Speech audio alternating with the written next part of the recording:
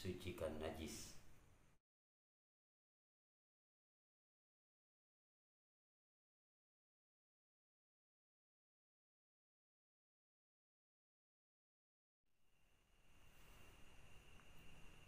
Assalamualaikum warahmatullahi wabarakatuh. Alhamdulillah wa syukurillah ala nikmatillah. La hawla wa la quwata illa billah. Allahumma salli ala Sayyidina Muhammad wa ala ali Sayyidina Muhammad. Kaum muslimin rahimakumullah. Alhamdulillah, jumpa kembali dalam channel kami Ayo Mengaji.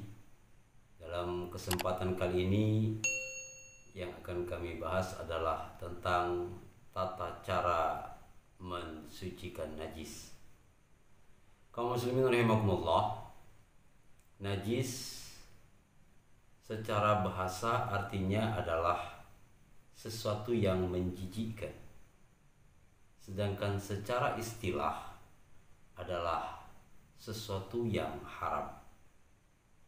Jadi dapat disimpulkan yang termasuk dalam golongan najis adalah yang pertama adalah bangkai selain dari bangkai manusia,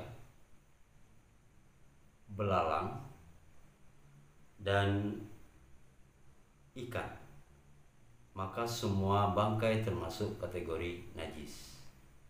Kemudian yang kedua adalah darah, yang ketiga nanah, yang keempat segala sesuatu yang keluar dari kobul atau dubur, yang kelima anjing dan babi, kemudian yang keenam minuman keras seperti arak dan sebagainya, yang ketujuh bagian anggota badan binatang yang terpisah karena dipotong dan sebagainya selagi masih hidup. Kaum muslimin rahimakumullah, kemudian najis ini dikelompokkan atau dibagi menjadi tiga. Yang pertama adalah najis mughallazah atau dikelompokkan najis yang berat. Kemudian yang kedua najis mutawassithah, artinya tidak ringan dan juga tidak terlalu berat atau yang sedang. Yang terakhir, yang ketiga adalah najis mukhaffafah atau najis ringan. Najis mughallazah adalah najis yang berat. Artinya termasuk dalam najis ini seperti najis anjing dan babi.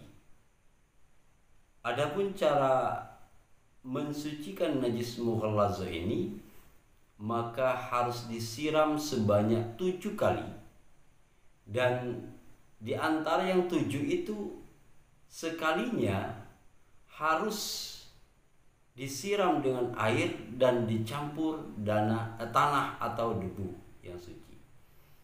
Kalau tidak dicuci sebanyak 7 kali, maka najis mughallazah ini belum dikatakan suci, walaupun kelihatannya itu sudah bersih. Nah, ini najis mughallazah. Kemudian yang kedua, najis yang sedang atau tidak ringan dan tidak terlalu berat, atau disebut juga mutawassithah. Nah, contoh najis mutawassithah ini adalah segala sesuatu yang keluar dari kobul atau dubur, air kencing, orang dewasa, atau kita buang hajat, itu juga termasuk ke dalam kategori najis mutawassithah atau yang sedang. Darah, nanah itu juga termasuk najis mutawassithah.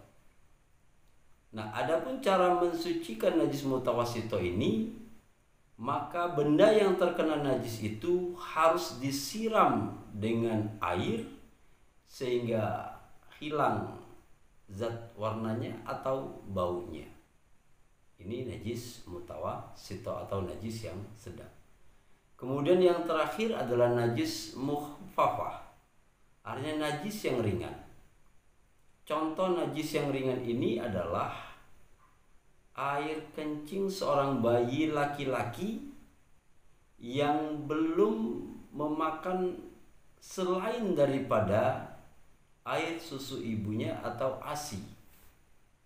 Maka cara mensucikannya pun cukup dengan cara kita memercikkan air kepada benda yang terkena air kencing anak bayi laki-laki ini.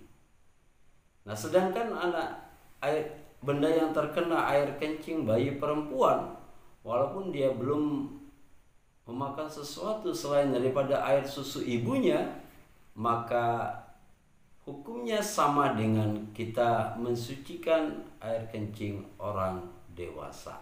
Artinya air kencing bayi perempuan itu termasuk kategori najis mutawassito. Hadirin rahimakumullah, mungkin ini yang dapat kami sampaikan tentang tata cara dalam mensucikan benda yang kena najis. Lebih dan kurang kami mohon maaf. Semoga bermanfaat. Billahi taufiq wal hidayah. Wassalamualaikum warahmatullahi wabarakatuh.